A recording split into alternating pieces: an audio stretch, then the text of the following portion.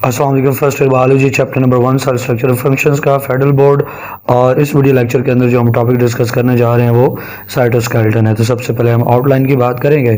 तो साइटोस्केलेटन के अंदर हम डिफाइन करेंगे साइटोस्केलेटन को, अकरेंस, लोकेशन, और फिर कंपोनेंट्स की बात करेंगे। इसके जो है वो 3 मेन कंपोनेंट्स हैं, माइक्रोफिलामेंट्स, माइक्रोट्यूब्यूल्स और इंटरमीडिएट फिलामेंट्स।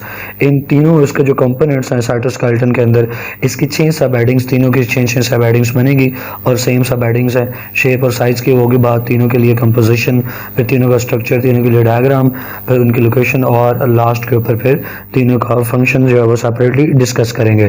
तो सबसे पहले हम डेफिनेशन से आगाज़ करते होते हैं। तो डिफाइन करते हैं हम साइटोस्केलेटन को। साइटोस्केलेटन जो है, it is network of the 3 different types of fibrous structures. Fibre की तरह, धागे की तरह फाइबरस स्ट्रक्चर्स हैं 3 मुख्तलिफ तरह के, जिनको माइक्रोफिलामेंट्स कहते हैं, माइक्रोट्यूब्यूल्स दूसरा है, और तीसरा जो इंटरमीडिएट फिलामेंट्स है। तो ये 3 तरह के माइक्रोफिलामेंट, माइक्रोट्यूब्यूल, इंटरमीडिएट फिलामेंट्स, इन 3 तरह के फाइबरस स्ट्रक्चर्स से एक नेटवर्क जो बनता है उसको साइटोस्केलेटन का नाम दिया जाता है। अब जो दूसरी मेन हेडिंग है वो अकरेंस की है। साइटोस्केलेटन किन में होता है? तो साइटोस्केलेटन जो यूकेरियोटिक सेल्स में पाया जाता है, लेकिन प्रोकैरियोटिक सेल्स यानी बैक्टीरिया के अंदर साइटोस्केलेटन नहीं पाया जाता। तीसरी मेन हेडिंग लोकेशन की है। यूकेरियोट्स के अंदर चूंकि साइटोस्केलेटन मौजूद है तो कहाँ पे है? तो कंपोनेंट्स जो है साइटोस्केलेटन के तीनों ये प्रेजेंट होते हैं from the nuclear membrane, nuclear envelope से लेके, न्यूक्लियर मेम्ब्रेन से लेके प्लाज्मा मेम्ब्रेन तक, पूरे साइटोप्लाज्म के अंदर इसके कंपोनेंट्स ये फैले हुए होते हैं, स्प्रेड किए होते हैं। तो एक तरह से ये पूरे साइटोप्लाज्म के अंदर ही साइटोस्केलेटन मौजूद है। अब चौथे नंबर के ऊपर अब हमने 1 बाय 1 कंपोनेंट्स को पढ़ना है। तो चौथी जो हमारी हेडिंग है वो पहले कंपोनेंट के ऊपर है, जो कि माइक्रोफिलामेंट्स हैं। तो हर कंपोनेंट में 6 हमारी सब हेडिंग्स हैं। उन 6 में जो पहली सब हेडिंग है वो शेप और साइज की है।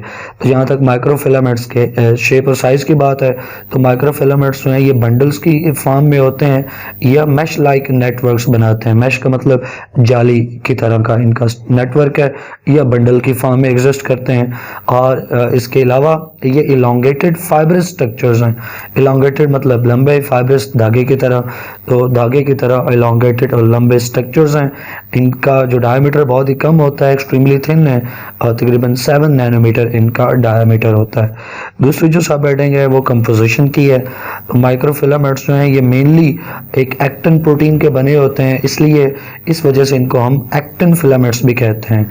माइक्रोफिलामेंट्स का दूसरा नाम एक्टिन फिलामेंट है, क्योंकि इनके अंदर मेन जो प्रोटीन है वो एक्टिन प्रोटीन है। एक्टिन प्रोटीन के अलावा कुछ और प्रोटीन्स भी माइक्रोफिलामेंट में मौजूद होती हैं, जिनमें ट्रोपोमायोसिन और ट्रोपोनिन 2 इंपॉर्टेंट प्रोटीन्स हैं। माइक्रोफिलामेंट्स के अंदर तीसरी सब हेडिंग स्ट्रक्चर की। तो माइक्रोफिलामेंट जो है ये 2 चेन से बने होते हैं। वो 2 चेन्स किन्स की होती हैं? वो एक्टिन के यूनिट्स हैं, units of actins, unit of actin protein. और यूनिट के लिए टर्म जो है वो मोनोमर भी यूज होती है। मोनो 1 मर यूनिट, एक यूनिट जो है किसी का, तो एक्टिन का एक यूनिट जो है वो एक्टिन का मोनोमर कहलाएगा। तो एक्टिन प्रोटीन के बहुत सारे यूनिट्स अगर एक सीधी लाइन में लीनियर वे में अरेंज हो तो वो एक चेन बनेगी। तो इस तरह से 2 चेन्स जब एक्टिन प्रोटीन की एक साथ कॉइल अप बनती हैं तो फिर वो 2 चेन के मिलने से एक माइक्रोफिलामेंट बनता है।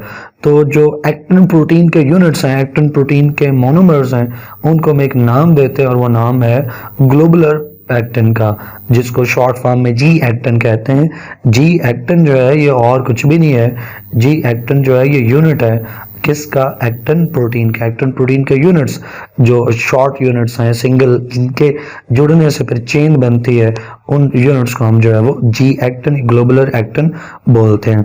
एक्टिन प्रोटीन के यूनिट्स यानी ग्लोबुलर एक्टिन यूनिट्स ये अरेंज होते हैं हेलिकल मैनर में और ये चेन बनाते हैं। और जैसे मैंने कहा, जब 2 चेन्स बन जाती हैं तो वो आपस में ओवरलैप होती हैं, और इन दोनों में से हर चेन को, each chain of the actin protein, her chain को हम फाइब्रस या फिलामेंटस एक्टिन कहते हैं। जब एक्टिन प्रोटीन का एक ही यूनिट है, अगर आपको मैं यहाँ पे दिखा दूं, ये अगर एक यूनिट है एक्टिन प्रोटीन का, ये एक और यूनिट है, ये एक और यूनिट है, जब अलग अलग होंगे तो इन यूनिट्स को हम ग्लोबुलर एक्टिन बोलेंगे या जी एक्टिन बोलेंगे। लेकिन यहीं अगर यूनिट्स आपस में एक लीनियर वे में और फिर लीनियर से फिर हेलिकल फॉर्म में अरेंज होते जाएंगे तो फिर एक जो चेन बन जाएगी इन ग्लोबुलर एक्टिन प्रोटीन के यूनिट्स के जुड़ने से ये जो चेन बनेगी, इस चेन को फिर फाइब्रस एक्टिन बोला जाएगा या फिलामेंटस एक्टिन बोला जाएगा। शॉर्ट फॉर्म में इसको एफ एक्टिन कहेंगे।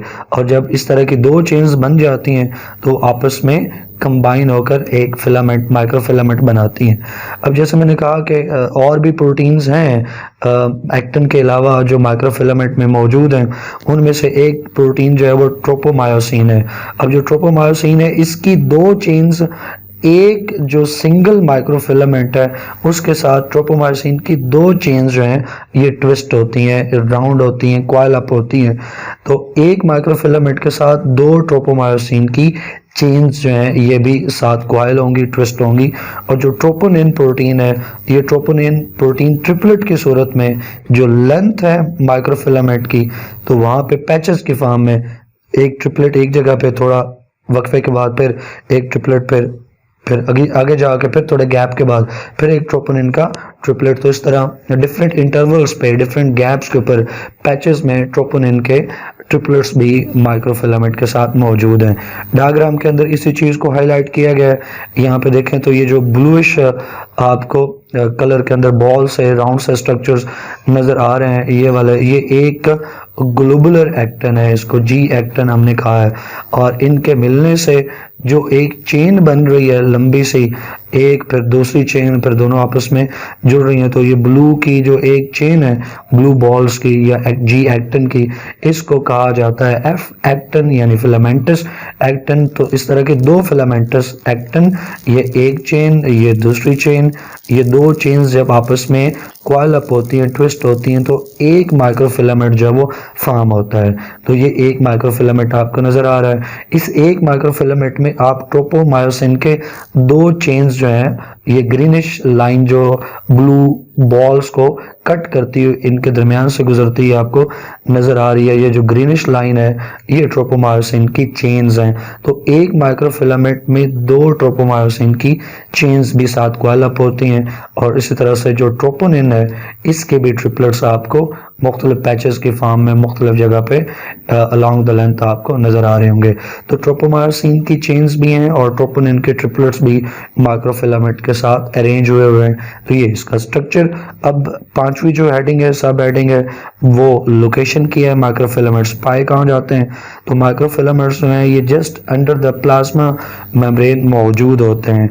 जहाँ तक बात इनके फंक्शन की है, तो इनके अंदर कॉन्ट्रैक्ट और रिलैक्स करने की एबिलिटी है, जिसकी वजह से सर्कुलर स्ट्रीमिंग मूवमेंट्स प्रोड्यूस होती हैं साइटोप्लाज्म में। जब ये कॉन्ट्रैक्ट और रिलैक्स करते हैं माइक्रोफिलामेंट्स, तो जो साइटोप्लाज्म है उसके अंदर सर्कुलर स्ट्रीमिंग मूवमेंट्स प्रोड्यूस होती हैं और साइटोप्लाज्म में हमने इन्हें साइक्लोसिस का नाम दिया था। Circular streaming movement in cytoplasm, हमने इनको साइक्लोसिस का नाम दिया था। और यहाँ आपने पढ़ लिया कि ये साइक्लोसिस, ये जो स्ट्रीमिंग मूवमेंट्स हैं, ये प्रोड्यूस हो रही है due to the contraction of microfilaments. फिर जो मसल सेल्स हैं हमारे, उनके अंदर ये जो माइक्रोफिलामेंट्स हैं ये बहुत ही ज़्यादा तादाद में अबंडेंटली पाए जाते हैं और वहाँ पे इनको माइक्रोफाइब्रल्स कहते हैं। ये बात आपसे एमसीक्यूज में पूछी जा सकती है। सेकंड ईयर के अंदर तो आपने मसल सेल की वर्किंग को डिटेल से पढ़ना है, लेकिन फर्स्ट ईयर के अंदर इतना जिक्र नहीं होगा माइक्रोफाइब्रल्स का या मसल सेल्स का। तो मसल सेल के अंदर ये जो माइक्रोफिलामेंट्स हैं ये अबंडेंटली पाए जाते हैं और इन्हें मायोफाइब्रल्स कहा जाता है। वर्ड जो मायो है ये मसल के लिए यूज होता है, MYO, मायो मसल्स के लिए यूज होता है। तो मायोफाइब्रल्स मसल्स के जो फाइब्रस स्ट्रक्चर है यानी माइक्रोफिलामेंट्स हैं वो। और जो मसल सेल्स हैं उनके अंदर चूँकि ये माइक्रोफिलामेंट्स मायोफाइब्रल्स के फॉर्म में बहुत ज़्यादा तादाद में है, तो इनकी कॉन्ट्रैक्शन से पूरा सेल जो है वो रिलैक्स और कॉन्ट्रैक्ट कर जाता है। तो हम कहते हैं कि मसल सेल के अंदर कॉन्ट्रैक्शन और रिलैक्सेशन की एबिलिटी मौजूद है। तो मसल सेल के अंदर जो कॉन्ट्रैक्शन और रिलैक्सेशन की एबिलिटी है वो मेनली इन्हीं माइक्रोफिलामेंट्स की वजह से है, जिन्हें मसल सेल्स के अंदर मायोफाइब्रल्स का नाम दिया जाता है। तो ये तो साइटोस्केलेटन का एक कंपोनेंट था माइक्रोफिलामेंट्स। अब पांचवी हेडिंग के अंदर हम दूसरे कंपोनेंट की बात करने जा रहे हैं जो कि माइक्रोट्यूब्यूल्स हैं। माइक्रोफिलामेंट्स की तरह इसे भी सेम 6 सब हेडिंग्स के अंदर डिवाइड किया गया। सबसे पहले शेप और साइज की बात करेंगे तो माइक्रोट्यूब्यूल्स हैं ये स्मॉल हॉलो सिलेंड्रिकल स्ट्रक्चर्स हैं, सिलेंडर्स हैं, यानी ट्यूब लाइक हैं। तो जो सिलेंडर है अंदर से खाली होता है, ट्यूब अंदर से खाली है, तभी वर्ड आया हॉलो। तो हॉलो सिलेंड्रिकल या हॉलो ट्यूब लाइक ये स्ट्रक्चर्स हैं, तभी इनको नाम पड़ा ट्यूब्यूल, ट्यूब की तरह है। 25 नैनोमीटर इनका डायमीटर है और 0.2 से लेकर 25 माइक्रोमीटर इनकी लेंथ है। दूसरी जो सब हेडिंग है वो कंपोजिशन की है कि केमिकली माइक्रोट्यूब्यूल्स किन से बने हैं। तो माइक्रोट्यूब्यूल्स जो हैं एक प्रोटीन से बने हैं जिस प्रोटीन का नाम ट्यूबुलिन प्रोटीन है। तो माइक्रोट्यूब्यूल्स जो हैं ट्यूबुलिन प्रोटीन के बने हैं। अब ट्यूबुलिन प्रोटीन जो है अपनी नेचर में डाइमर है। डाई कहते हैं 2 को, मर कहते हैं यूनिट को, यानी एक ट्यूबुलिन प्रोटीन जो है वो 2 यूनिट से मिलकर एक ट्यूबुलिन प्रोटीन का यूनिट बनता है। तो बहुत सारे ट्यूबुलिन प्रोटीन के डाइमर्स आपस में जुड़ते हैं तो ट्यूबुलिन प्रोटीन की एक चेन बनती है।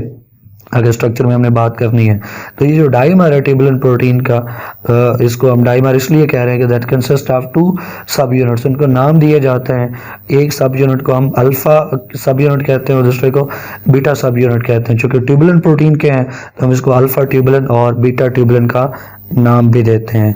अब जहाँ तक बात स्ट्रक्चर की है तो ये जो अल्फा और बीटा सब यूनिट्स हैं ट्यूबुलिन प्रोटीन के, ये मिलकर चेन बनाते हैं और वो चेन फिर ये ट्यूब्यूल का स्ट्रक्चर, ट्यूबुलिन स्ट्रक्चर फॉर्म करते हैं, सिलेंड्रिकल स्ट्रक्चर बनाते हैं माइक्रो ट्यूब्यूल्स के। तो ट्यूबुलिन डाइमर्स जो हैं दे फॉर्म पेयर्ड फिलामेंट्स। एक फिलामेंट नहीं 2 फिलामेंट बनेंगे पेयर्ड में, फिर एक पेयर्ड फिलामेंट बनेंगे, फिर पेयर्ड फिलामेंट्स बनेंगे। तो बहुत सारे पेयर्ड फिलामेंट्स फिर आपस में सिलेंडर की फॉर्म में अरेंज होंगे। तो tubulin dimers form paired filaments. ये पेयर्ड फिलामेंट्स कैसे बनेंगे? Through linear arrangement. और जो बहुत सारे पेयर्ड फिलामेंट्स बन जाएंगे तो फिर वो पेयर्ड फिलामेंट्स ट्विस्ट होंगे, कॉइल अप होंगे to form the tubular structure called known as microtubule. यानी पहले ट्यूबुलिन डाइमर्स के मिलने से, लीनियर वे में मिलने से पेयर्ड फिलामेंट्स बन जाएंगे। फिर जब पेयर्ड फिलामेंट्स आपस में एक सर्कुलर वे में अरेंज होंगे और सर्कुलर वे में अरेंज होकर वो ये सिलेंड्रिकल ट्यूबुलर स्ट्रक्चर बना देंगे जो माइक्रोट्यूब्यूल का है। चौथी सब आइटम डायग्राम की है। तो ऊपर जो हमने इसके स्ट्रक्चर में बातें की हैं अब आपको डायग्राम के अंदर वो नजर आएंगी। तो ये ट्यूबुलिन प्रोटीन का डाइमर है, ऊपर वाले पार्ट को हमने बीटा ट्यूबुलिन मार्क किया है, नीचे वाले पार्ट को हमने अल्फा ट्यूबुलिन मार्क किया है। तो यहाँ पे आप देख लेंगे ये डाइमर्स जो हैं वो लीनियर वे में अरेंज हो रहे हैं जिससे पेयर्ड फिलामेंट्स बन रहे हैं और डाइमर्स जो हैं वो लीनियर फॉर्म में अरेंज होते जाएंगे। तो अल्टीमेटली जब कई पेयर्ड फिलामेंट्स बन जाएंगे तो एक दरमियान में इंटरमीडिएट शेप शीट की तरह से ये होगा, फॉर्म हो जाएगी शीट। फिर जब रोल होगी यानी बहुत सारे जो पेयर्ड फिलामेंट्स हैं वो आपस में अरेंज होंगे in the way of circle, ये सर्कुलर अरेंजमेंट में, जैसे अगली शेप में, अगली डायग्राम में, अगले हिस्से में आपको दिखाया गया है। तो एक सिलेंड्रिकल स्ट्रक्चर जो है वो फॉर्म हो जाएगा। अब हम इसको माइक्रोट्यूब्यूल का नाम देंगे। अब एक सिलेंड्रिकल स्ट्रक्चर को और लेंथ में ग्रो करना है तो ऊपर से और जो डाइमर्स हैं वो साथ अरेंज होते जाएंगे जैसे आपको डायग्राम के अंदर नजर आ रहा है। तो ये है कि पहले जो ट्यूबुलिन प्रोटीन के डाइमर्स हैं वो अरेंज होंगे तो पेयर्ड फिलामेंट, उससे फिर शीट बनेगी बहुत सारे पेयर्ड फिलामेंट्स है और फिर वो शीट जो है वो रोल अप होके एक सिलेंड्रिकल फॉर्म में, एक ट्यूबुलर फॉर्म में पेयर हो जाएगी जिसे हम माइक्रो ट्यूब्यूल कहते हैं। पांचवें पार्ट पे पांचवी हेडिंग जो है वो लोकेशन की है।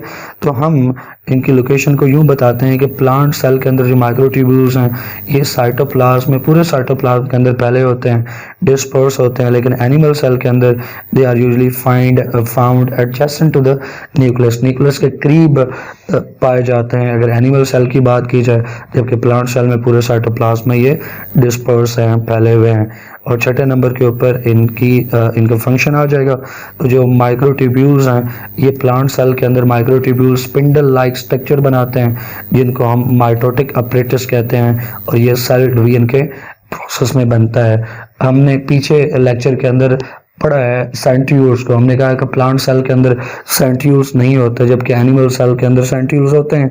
अब एनिमल सेल के अंदर सेंट्रीओल्स जो हैं वो सेल डिवीजन में स्पिंडल फाइबर बनाते हैं। प्लांट सेल में अगर सेंट्रीओल्स नहीं है तो क्या स्पिंडल फाइबर नहीं बनते होंगे? प्लांट सेल में भी स्पिंडल फाइबर बनते हैं, सेंट्रियोल्स नहीं है। तो फिर प्लांट सेल में स्पिंडल फाइबर कौन बनाता होगा? तो आंसर है माइक्रोट्यूब्यूल्स। यही बात यहाँ पे लिखी हुई है कि प्लांट सेल के अंदर यही माइक्रोट्यूब्यूल्स मिलकर स्पिंडल फाइबर्स बनाते हैं, और उस स्ट्रक्चर को, जो स्पिंडल फाइबर बनाना वाला स्ट्रक्चर है, that is known as mitotic apparatus. तो ये एग्रीगेशन होता है माइक्रोट्यूब्यूल्स का माइटोटिक अपरेटस के फॉर्म में, जिससे spindle fibres during the cell division arise होते हैं इन द प्लांट सेल। जहाँ तक बात एनिमल सेल की है, तो एनिमल सेल के अंदर यही माइक्रोट्यूब्यूल्स ये इन्वॉल्व हैं फॉर्मेशन ऑफ सेंट्रियोल्स। सेंट्रियोल्स भी माइक्रोट्यूब्यूल्स से बनते हैं। हमने माइक्रोट्यूब्यूल्स सेंट्रियोल्स वाले टॉपिक के अंदर हमने पढ़ा था कि सेंट्रियोल्स जो है वो 9 ट्रिपलेट्स ऑफ माइक्रोट्यूब्यूल से बनते हैं। तो सेंट्रियोल्स जो हैं ये भी बनते हैं माइक्रोट्यूब्यूल से। सीलिया जो है, इनका जो बेसल बॉडी है वो भी इन्हीं माइक्रोट्यूब्यूल से बनती है। फ्लैजिला की जो बेसल बॉडी है वो भी इन्हीं से बनती है, माइक्रोट्यूब्यूल से बनती है। नंबर 6 के ऊपर तीसरा कंपोनेंट जो है वो इंटरमीडिएट फिलामेंट है। इनकी भी वही 6 सब हेडिंग है। सबसे पहले शेप और साइज की बात करेंगे। तो ये जो इंटरमीडिएट फिलामेंट्स हैं ये लीनियर हैं, एलोंगेटेड हैं, फाइबर लाइक स्ट्रक्चर्स हैं। ये तकरीबन 8 to 10 नैनोमीटर इन डायमीटर होते हैं। इनका जो साइज है वो दरमियाना है, इंटरमीडिएट है बिटवीन द माइक्रोफिलामेंट्स और माइक्रोट्यूब्यूल्स। माइक्रोफिलामेंट और माइक्रोट्यूब्यूल के दरमियान में इनका साइज लाई करता है, इस वजह से इनको यह नाम दिया गया इंटरमीडिएट फिलामेंट्स का। अब नेक्स्ट देखें तो इनकी कंपोजिशन की बात करेंगे। तो यहाँ जो इंटरमीडिएट फिलामेंट्स हैं इनमें मुख्तलिफ तरह की प्रोटीन्स होती हैं, लेकिन मेन जो प्रोटीन है इंटरमीडिएट फिलामेंट्स जिनसे ये बने हैं वो वाइमेंटन प्रोटीन है। वाइमेंटन एक प्रोटीन है जिससे ये इंटरमीडिएट फिलामेंट्स बने हैं। कुछ और प्रोटीन्स भी होती हैं जैसे कैरेटिन प्रोटीन है, लेकिन आपकी बुक में उसका जिक्र नहीं किया गया तो मैंने भी उसको यहाँ नोट्स में शामिल नहीं किया। मेन जो प्रोटीन है बहरहाल इंटरमीडिएट फिलामेंट्स की वो वाइमेंटन प्रोटीन ही है। तो वाइमेंटन प्रोटीन का यूनिट्स हैं वो लीनियर वे में अरेंज होंगे, चेन बनेगी, और वो चेन जो है फिर आगे फाइब्रस फिलामेंटस, ये जो इंटरमीडिएट फिलामेंट्स हैं इनको फॉर्म कर देगी। स्ट्रक्चर में यही कुछ लिखा हुआ है। तो स्ट्रक्चर में आप देखें वाइमेंटन प्रोटीन का यूनिट्स में ये चेन्स बनाएंगे या स्ट्रिंग्स बनाएंगे लीनियर अरेंजमेंट में, यानी एंड टू एंड जुड़ते जाएंगे और इन के यूनिट से एक चेन्स बन जाएगी या स्ट्रिंग बन जाएगा। तो ईच जो इंटरमीडिएट फिलामेंट है, हर एक इंटरमीडिएट फिलामेंट जो है वो 3 वाइमेंटन चेन से बना है। वाइमेंटन चेन कैसे बनेगी? वाइमेंटन सब यूनिट से। जब बहुत सारे सब यूनिट्स जुड़ेंगे तो फिर एक चेन बन जाएगी। अब 3 चेन मिलकर एक इंटरमीडिएट फिलामेंट जो है वो फॉर्म करती हैं। तो ये 3 जो चेन्स हैं वाइमेंटन की 3 जो चेन्स हैं आपस में इस तरह से अरेंज होंगी, ट्विस्ट होंगी, क्वाइल होंगी कि इनके दरमियान में कोई ज़्यादा स्पेस नहीं बचती। अंदर वाली जो इनकी स्पेस है वो कवर अप हो जाती है। तो एज सच इनके दरमियान में कोई खाली स्पेस नहीं होती। इस तरह से इनकी अरेंजमेंट है, यानी ये अंदर से हॉलो नहीं होते। अगर हॉलो होते तो इनको भी इंटरमीडिएट ट्यूब्यूल कहते हैं ना, क्योंकि ट्यूब्यूल जो हैं वो ट्यूब तक की तरह होते हैं, अंदर से हॉलो होते हैं। चूंकि अंदर से हॉलो नहीं है तो इन्हें ट्यूब्यूल नहीं कहा। अंदर से चूंकि ये फिल्ड है, कोई स्पेस नहीं है, तो फिर इन्हें इंटरमीडिएट फिलामेंट यानी फाइबर धागे का नाम दिया गया। जब चौथी जो सब हेडिंग है वो डायग्राम की है। तो डायग्राम के अंदर यही चीज़ आपको नजर आएगी। यहाँ पे मैंने लेबल कर दिया है। ये एक चेन है वाइमेंटम यूनिट्स की, ये दूसरी चेन है वाइमेंटम यूनिट की, ये तीसरी चेन है। 3 चेन्स वाइमेंटम यूनिट की इस तरह से अरेंज हुई है वाइमेंटम मॉलिक्यूल की कि इनके दरमियान में ऐसा कोई हॉलो स्पेस नहीं है। तो ये 3 चेन से मिलकर एक इंटरमीडिएट फिलामेंट फॉर्म होता है। 5वीं जो सब हेडिंग है इनसे रिलेटेड वो इनकी लोकेशन की है। तो जो माइक्रोफिलामेंट्स हैं जहाँ तक इनकी लोकेशन की बात है तो ये एक्सटेंड करते हैं। इनका जो नेटवर्क है ये नेटवर्क की फॉर्म में है और इनका नेटवर्क एक्सटेंड करता है न्यूक्लियर मेम्ब्रेन से लेकर प्लाज्मा मेम्ब्रेन तक, यानी पूरे साइटोप्लाज्म में इंटरमीडिएट्स फिलामेंट्स फैले हुए हैं, सेपरेट किया हुआ है, पूरा साइटोप्लाज्म इन्होंने कवर किया हुआ है। और जहाँ तक बात इनके फंक्शन की है तो आप गेस कर सकते हैं कि चूँकि पूरे साइटोप्लाज्म में एक तरफ ये प्लाज्मा मेम्ब्रेन के साथ जुड़े हैं, दूसरी तरफ ये जुड़े हुए हैं न्यूक्लियर मेम्ब्रेन के साथ। They provide mechanical support.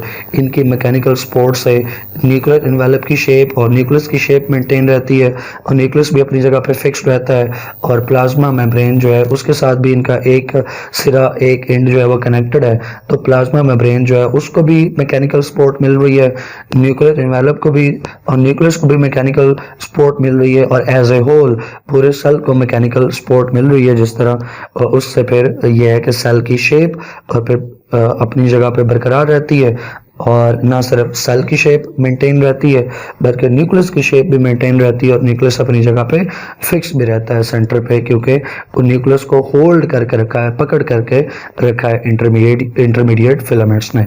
तो ये था टॉपिक जो है वो साइटोस्केलेटन का। साइटोस्केलेटन के अंदर हमने मुख्तलिफ हेडिंग्स और सब हेडिंग्स में इस टॉपिक को कवर किया। डेफिनेशन, अकरेंस, लोकेशन, कंपोनेंट्स, फिर कंपोनेंट्स में माइक्रोफिलामेंट्स, माइक्रोट्यूब्यूल्स और इंटरमीडिएट फिलामेंट्स को डिफरेंट सब हेडिंग्स में डिस्कस किया। आई होप कि ये टॉपिक आपका क्लियर हुआ होगा। कोई भी कंफ्यूजन हो, कोई भी क्वेश्चन हो तो कमेंट सेक्शन में लाजमी पूछें। वीडियो को लाइक करें, अपने फेलोज और फ्रेंड्स के साथ लाजमी शेयर करें, चैनल को सब्सक्राइब करें। टिल नेक्स्ट वीडियो, अल्लाह हाफिज़।